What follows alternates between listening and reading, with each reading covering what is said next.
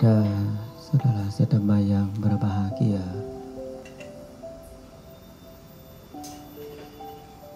zaman sekarang kita harus berbuat kebajikan itu jangan merasa cita-cita kita banyak orang yang lakukan tetapi tidak ada tujuan.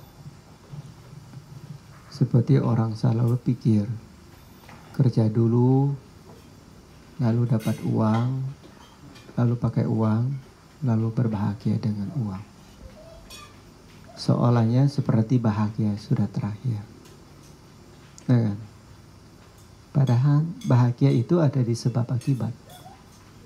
Itu salah susun. Kita selalu sekolah dulu, kerja dulu, dapat uang dulu, beli barang dulu, bahagia nanti. Gimana nggak kecewa, berapa kesusahan. Kenyataan bukan begitu. Kita pernah lihat nggak orang manjat gunung? Ya kan? Kalau kita kan seperti saudara kita dulu kan pernah di Gunung Kelinci. Ada satu papa di atas Gunung Kelinci sendiri sama anjing kecil 2 ekor. Nah, lalu kita ke sana mengap-mengap, capek banget rasa, aduh pengen mau balik tengah-tengah jalan. Karena pikiran itu nggak tahu tujuan, masih lama nggak, tertinggi nggak, takut nyasar nggak, semua pikiran berat.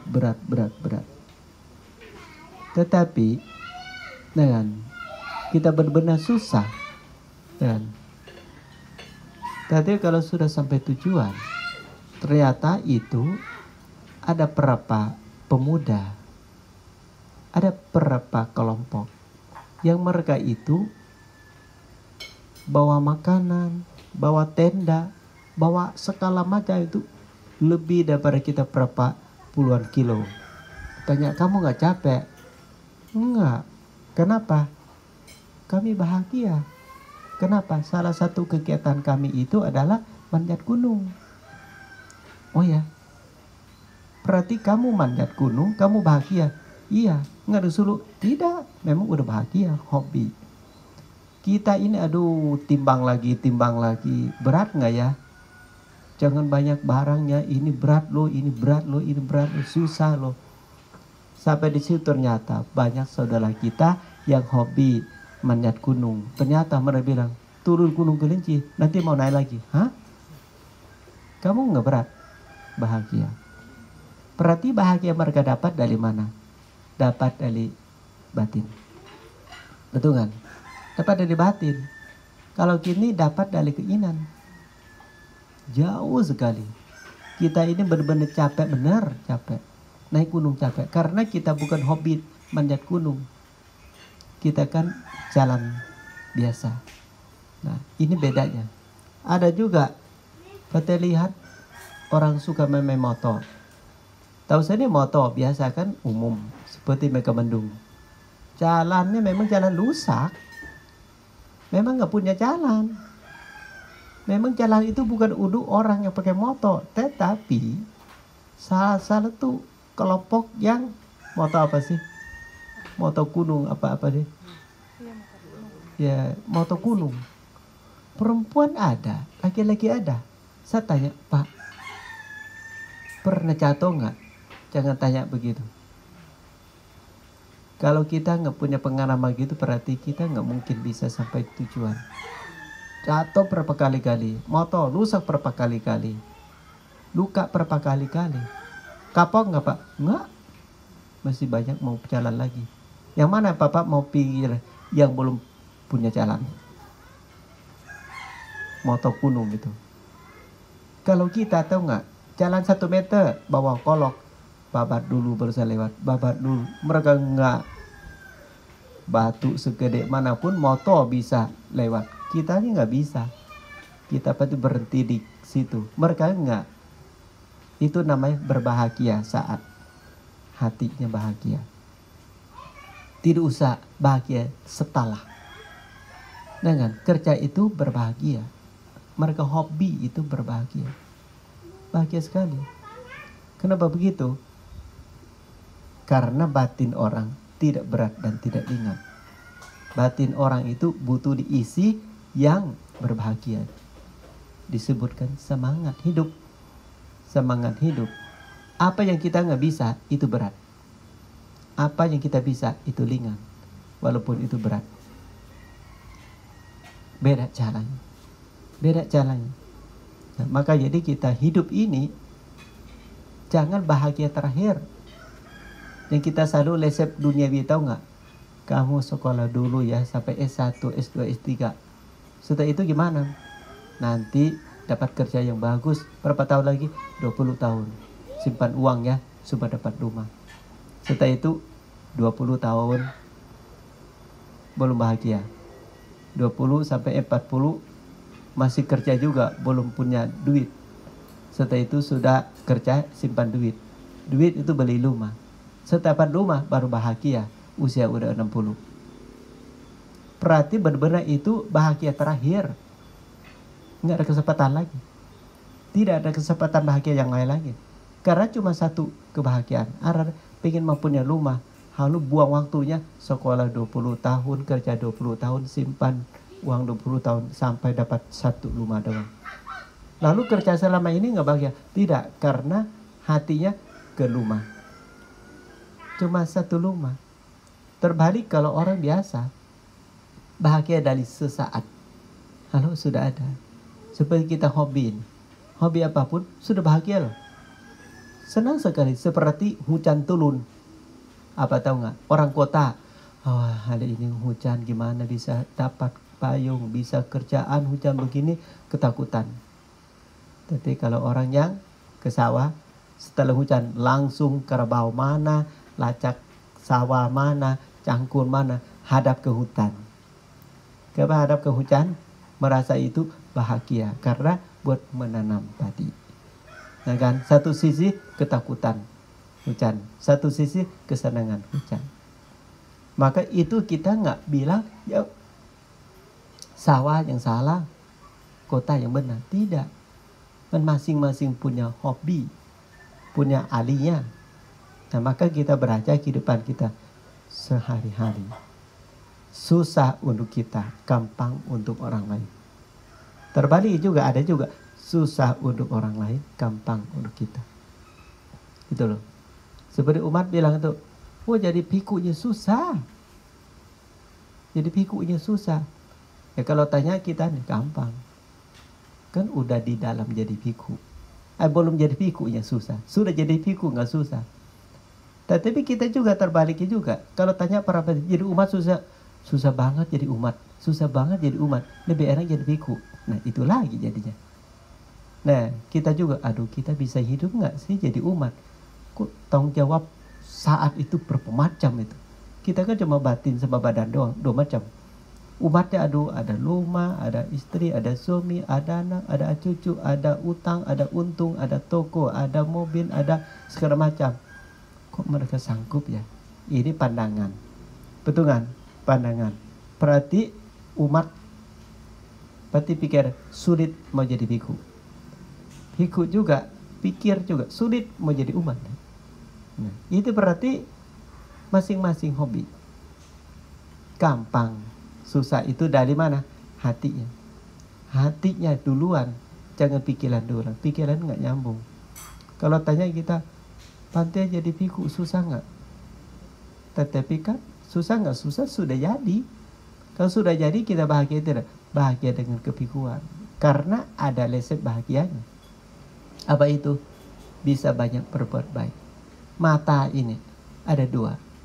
Jadi kita jadi ketahuan mata kiri buat keduniawian, mata kanan buat dhamma. Enak kok.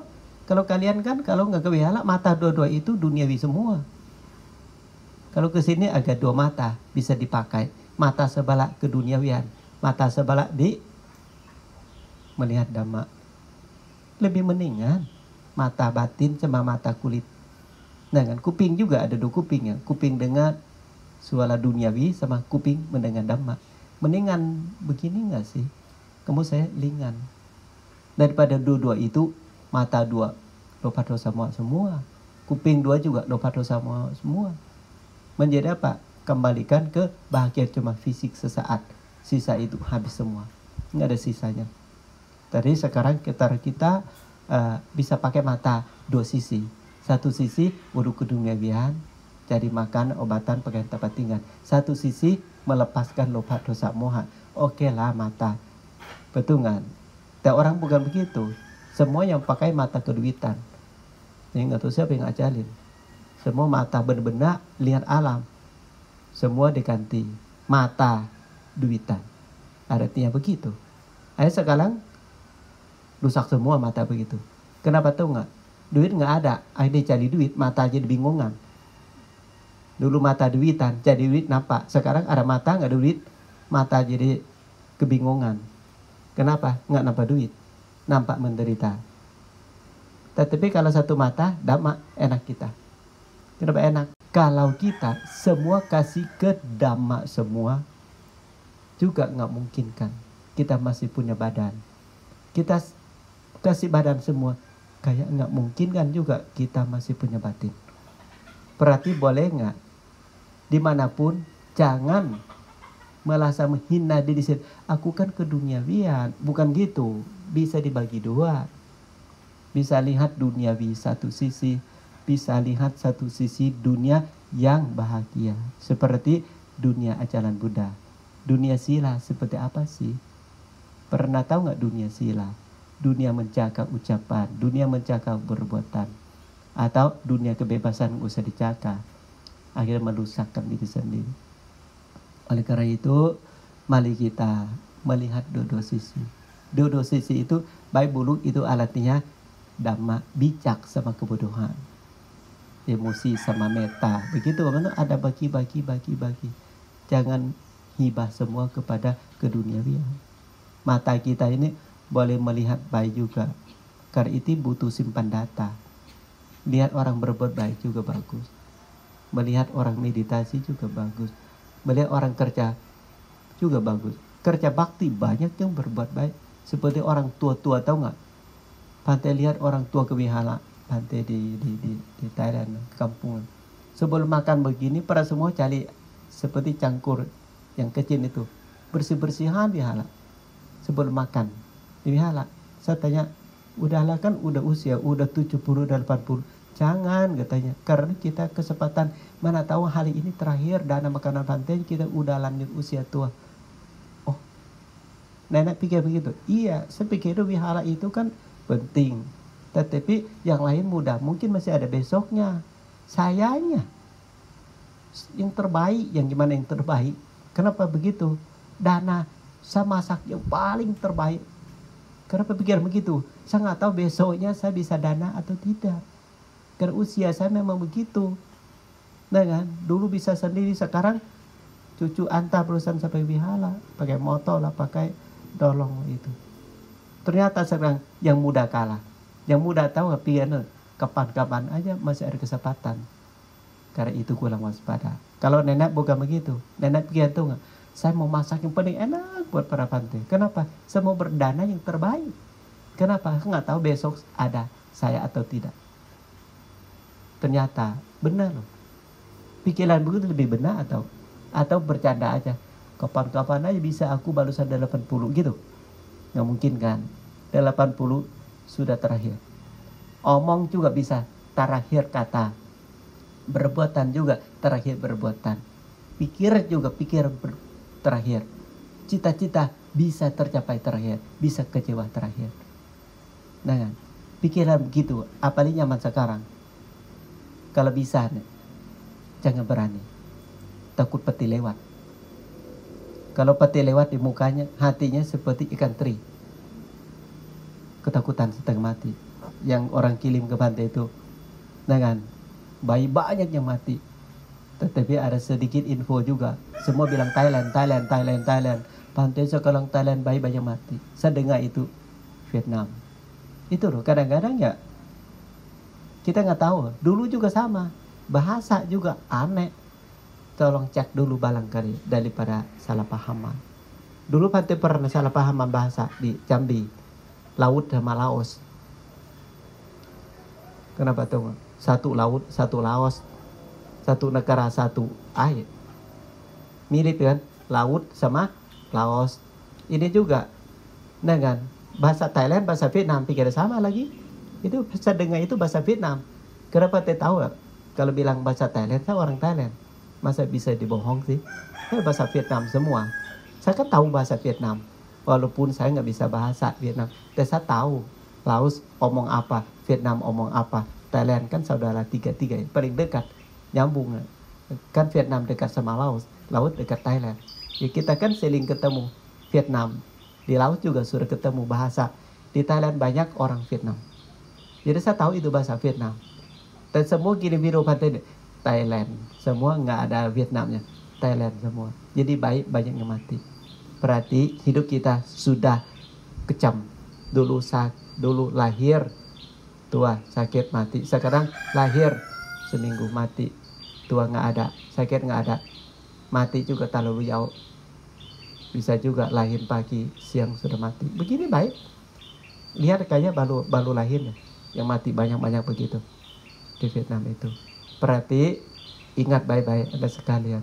Hari ini terakhir. Nggak terakhir di bidang apalah. Tolong yang terbaik ya.